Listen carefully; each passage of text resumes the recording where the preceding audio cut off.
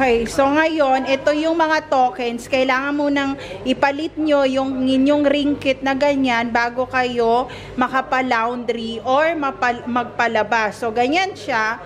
Tapos, meron dito dryer machine, washer machine, 1 token, 1 ringgit nalagay dyan. So, yun yung mga cold, warm, hot, lahat babayaran yan. Ganyan, ganyan, ganyan. So, alam nyo na yan.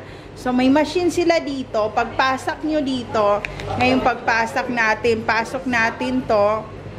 Hindi ko alam anong difference nitong dalawa, pero dito natin ipasok. Tapos, tingnan natin.